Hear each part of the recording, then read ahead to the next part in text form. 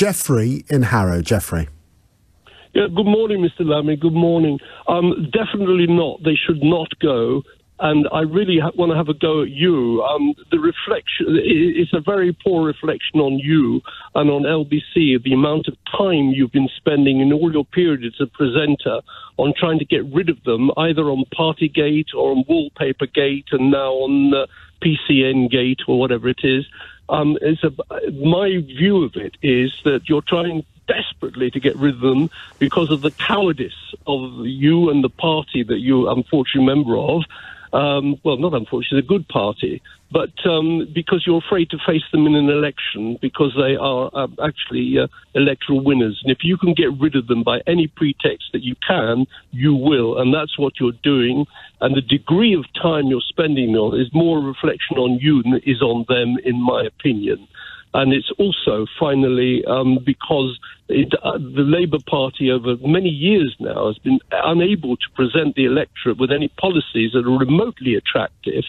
And I think you should concentrate your time on trying to do that. So there you are. Jeffrey, thank you very much for that contribution. Jeffrey, every single news channel is focused on this issue. Jeffrey, it's not me that broke the law.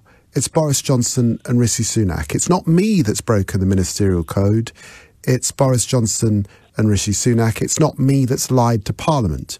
If I weren't here presenting this show, somebody else would be here discussing this issue. In fact, Nick Ferrari before me was discussing this issue.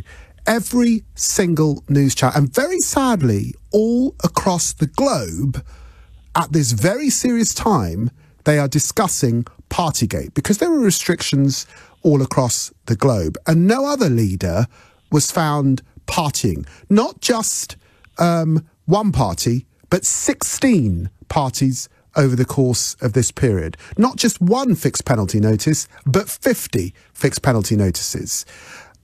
Jeffrey, surely you understand that this dishonours the many people who followed the rules. Surely you understand, Mr. Lammy, that all of this unfortunately pales into gross insignificance in relation to the overall world situation in which Johnson and the government are playing a major role, in which thousands of lives are being lost in the Ukraine and all the rest of it, the Russian war and all the rest of it, completely overwhelms the time and the degree of emphasis that you're putting on these PCNs that have been issued. That's my opinion, and I suspect it could well be the opinion of the vast majority of the British public at the moment. Well, let's despite see. The callers that you're getting on. If you agree with Jeffrey, please call me. Laura in Kettering. Laura. Hi, David. Hi. What's your view, Laura? Yeah, my view is that I don't believe that Rishi or Boris has done anything wrong. If you look at it in a logical manner, these people had cake. You know, you keep going on about party. It wasn't a party. Laura, Yes. What's your background? Are you a police officer? No, I'm not a police officer. I'm actually a teacher. So, Laura, if you're a teacher, do you teach in primary school or secondary school? Secondary. So, Laura, I hope that you tell your pupils to follow the rules, and I hope that you'll understand that the police, not me, the police have found Boris Johnson and Rishi Sunak guilty. The police have issued 50 fixed penalty notices. And do you know why the police probably would have done that? Because they broke the law. Because all the pressure, put on them. Oh. Because if you look at it logically, there was a... Laura, let's be clear on this. The police didn't want to investigate. The police were dragged to investigate this because of the work of the Mirror and the wonderful journalist Pippa Carrera. They didn't want to investigate David, if you look this. at it logically, these guys, there was a cake. It was Boris's birthday. So, yes, they had some cake and they would have had a couple of drinks. Laura, but, how many parties do you know how many parties there it? were at number 10? How many parties do you think there were at number 10? Yeah, but we're talking about a specific No, but Laura, one. how many parties were there at number 10? How many parties are being investigated? I appreciate a few 16. parties are being investigated. 16 were investigated. How many it. is Boris alleged to have gone to, Laura? But 6. I'm talking about the specific... He's alleged to have gone to 6, Laura. Yeah, but I'm talking about the specific 6 penalty Laura, notice do you given know, to him yesterday. Laura, hang on. Look, you're a teacher in a secondary school. Do you know what's going on in your class? Of course I do. Of course you do. Do you know what's going on in your home? Of course I do. Then why do you think Boris Johnson doesn't know what's going on in his? Because, again, I truly believe when... Laura, what do you teach in our secondary schools? Because this is perplexing me this morning. Sorry? What do you teach in our secondary schools? Because this is perplexing me. I'm not going to obviously tell you what I teach, but you asked me a question whether I believe Rishi Sunak and Boris Johnson should resign. Laura, no, they shouldn't. And thank you for your views, but I'm jolly pleased you don't teach my kids, I've got to tell you. Paul in Edinburgh. Hello, David. Nice Hi, to speak Paul. to you. Hi. What I'd like to say is I'm disgusted at the hypocrisy of the government, the rules that they installed on people. But what I'd like to say is, to the nation as well, who's listening, I managed, my poor mother passed away during COVID. Not from COVID, but from natural causes. Now, the only thing that I was set on was to give my mother a good farewell at a funeral, a Christian burial. Yeah. Now, to do this, we had to break some rules. Oh, you broke rules? Oh, yes, definitely. And I'm so glad now that I've heard what has been going on at the government and the hypocrisy of them that we actually did this, because I would never have been able to live with myself. What we done was, there was rules in place where you weren't allowed to carry the coffin into the church. We managed to do that and carry the coffin back out again. One of the basic rules that they had as well, you couldn't take a cord at the graveyard. Sorry, what was that? You couldn't do it at the graveyard? Cord, you know the cord that you lower your loved one into the ground with? Oh, I see, yes, yeah. Now, there was a rule in place. Why it was there, I don't know. But you couldn't take a cord and actually lower your loved one into the ground. It wasn't affecting anybody. We had planned that we were going to take the cords from the grave diggers at the graveside if they weren't going to allow it. But luckily, the grave diggers were sympathetic to us and they allowed us to take the cords and they allowed us to lower my mother into the ground. I'm so glad that we broke these rules.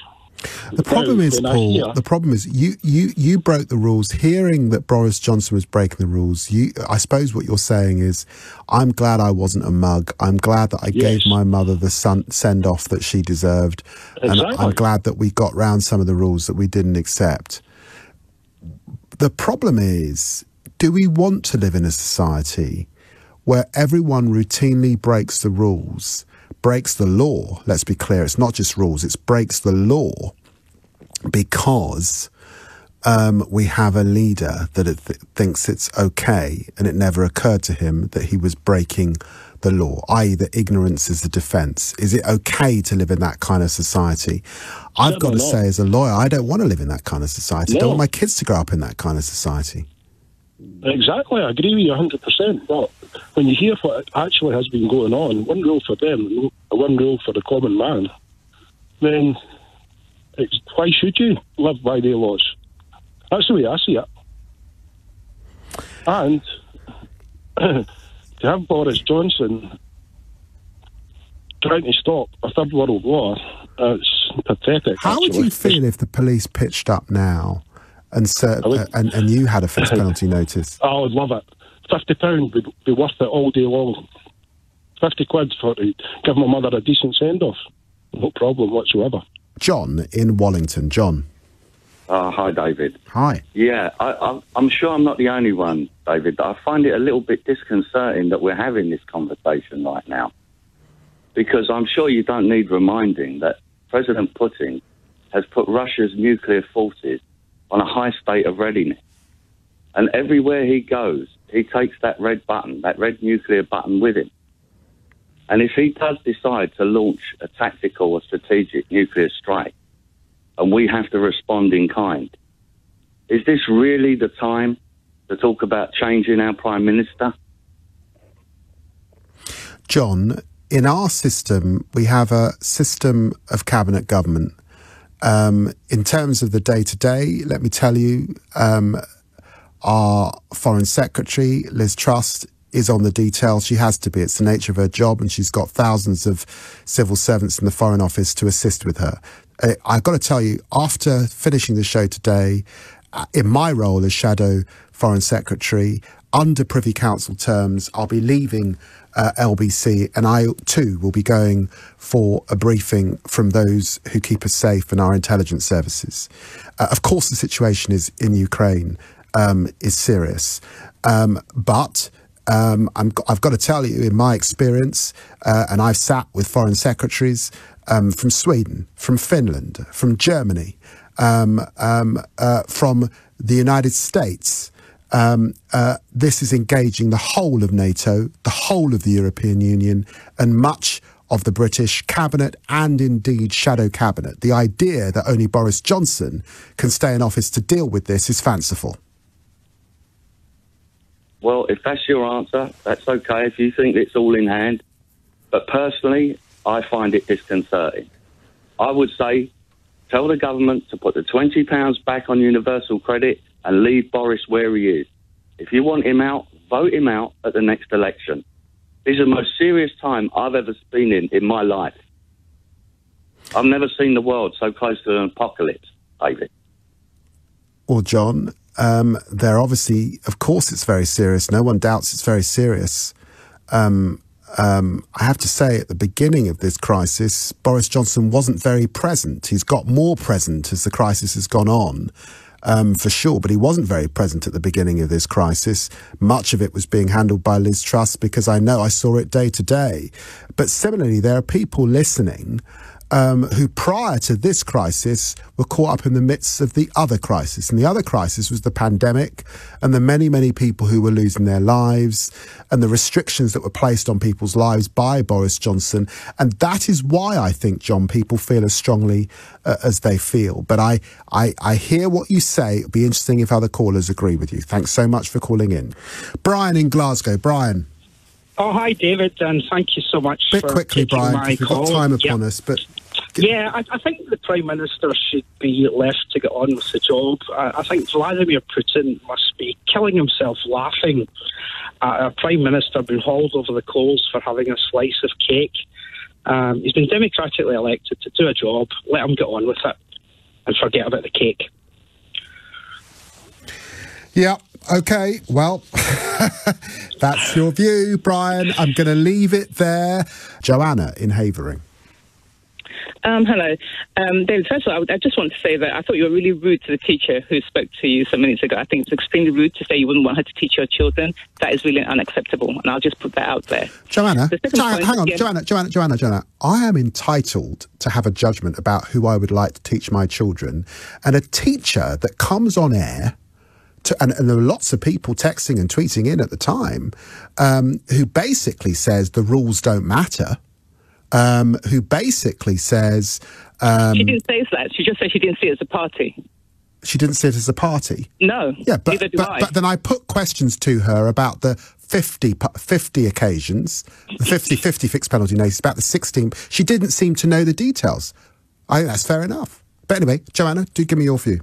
Yeah, my view is that there is a lot of, people are just getting very worked up about this whole issue. I worked in a hospital as in intensive care, and we would come out several hours after being in full PPA, like being in a spacesuit, and come out and sit in an office where about 10 or more of us could sit there. If it happened to be any of my colleagues' birthday, and we happened to bring some biscuits and some Diet Coke in to share during our break, I mean, I don't. Would that be called a party or a rave or what? This is the point. It just seems that a lot of people label themselves as trying to get a lot of political traction on this, and people are getting really mixed up and really befuddled by the idea that people who happen to work together happen to be together in the same room in the course of their work, and someone brought a cake and some drinks into the place, and it suddenly transformed from work to a party. Joanna, this is not Labour, is it? This is the police that have investigated and issued fixed penalty notices. And the police responded to the baying crowds who wanted something to be said and to be seen to be done. Because realistically, Joanna, if people knew that people who are working together happen to be in an office together and happen to have some drinks in that office and a biscuit and cheese, whatever it is, then that doesn't constitute a party. Joanna, the police responded to Sue Gray's report. That's what the police responded to, the voluminous evidence that they're still investigating. That wasn't a baying crowd. That was a full-level report, which we've not yet seen. That's what the police have responded to. And they're still investigating. And you talk about cake and crisps and biscuits. There was also alcohol at some of these parties, Joanna. Right. Were you having alcohol in intensive care? We probably would not have alcohol because we don't have alcohol that time of day. I don't know. Maybe people who work in other offices do have it. I don't really understand what the thing is. But the point was a matter of the number of people convened in the place and the fact that there was some food items. And any of your parties, transformed into a party. Joanna, any of your parties, did you sort of send out notice that, there was a gathering, please come? Did you sort of do that? Because some of these parties, there were sort of notices sent out inviting people to come. Well, I think I'm probably commenting about the one in hand. I don't know the full details of the whole party because, quite honestly, I've not been interested in it. But I just thought, that's why people are getting worked up, because that's what was going on. It wasn't just about one birthday party. It's about a whole collection of parties. The investigation is looking at Boris Johnson going to 6 parties. 6, Joanna. Let's have the details of it, but as far as I'm concerned, if people are working together and in the course of working they happen to have maybe it's Christmas, okay, today we'll have some biscuits and we'll have some tea while we are struggling through this pandemic, I would not call that a party. Just my point of view. Joanna, when we were looking at the rules in Parliament, a lot of this was about not creating in circumstances in which the virus would spread. And you, as an intensive care doctor, will be very, very familiar with the dangers of spreading the virus. It was definitely reported that Carrie Simmons, this is Boris's wife, interior designer, attended one of those parties. She was coming in from outside to attend one of the parties. That surely would be wrong. Did you have anyone come in from outside to attend your party? Any gatherings? We had no parties, and it was a matter of people who worked together, staying together, and may at least have a drink or a biscuit or something together. And from what I'm hearing, that is what is determined as a party in this whole fiasco. Well, Joanna, you had no parties, you had no alcohol, you had nobody coming in from inside. We've established that on air in the brief time that we've spoken. All of those things were breached, and I suspect that's why the police have issued fixed penalty notices to 50 people so far. Thank you so much for calling in. Very grateful. Karen in Milford. Hi, David. Hi. First of all, I just want to say that I find it ludicrous that so many people have lost their moral compass and all sense of propriety in support of a Prime Minister that persistently lies to us. So I'm a nurse, and I did think I was going to start this conversation by saying that I'm speaking for all nurses and doctors, but clearly your previous caller is an exception to that rule. We were there holding the hands of people dying in place of their loved ones, in place of their relatives, for the Prime Minister, the man who wrote the laws, to use the argument of ignorance, which, as you stated before, is no defence of breaking the law, is utterly preposterous. It's ludicrous. He said it didn't occur to him, Karen. Didn't occur to him. Absolutely. I mean, I've heard some humdingers in my time, but dear God, this man, he lies for a living. The guy before that said that now's not the time because of Putin, that now's not the time to change. It's precisely the time to change Prime Minister. We need a Prime Minister that we have full trust in. We need a Prime Minister that doesn't have connections to Russian oligarchs. that doesn't go off on his jollies leaving his security detail behind. There is no trust in this guy. You know, working in A&E, you know, we saw people coming in, the look of terror, of horror on their faces as they're placed on ventilators. You know, these people that never got to say goodbye. We didn't just have to sit with them holding their hands. We then had to make the phone calls. You know, we're going through... This trauma will stay with me forever. I've been nursing for 30 years and, you know, nothing in my career has affected me like this. That's a major thing to say, Karen. You know, because it's true. Yeah, because it's true. And now the lies on top of it adds insult to injury. When Michael Fabricant come out yesterday and said that that teachers and nurses were having parties and drinks at the end of shifts, I've never heard such nonsense in all my days. I would be driving home crying. If I saw people on the streets, I'd be screaming in my car. If you could see what I'm seeing, you'd be at home. This whole situation, you know, the wounds that have been opened, the people that lost their loved ones having their wounds opened by this man who is supposed to be our leader. Karen. It beggars belief that people would defend him. And if they had lost, if they had seen, they wouldn't be. It's so easy to sit in your armchair when you haven't been personally affected by this and defend the indefensible, because that's what they're doing.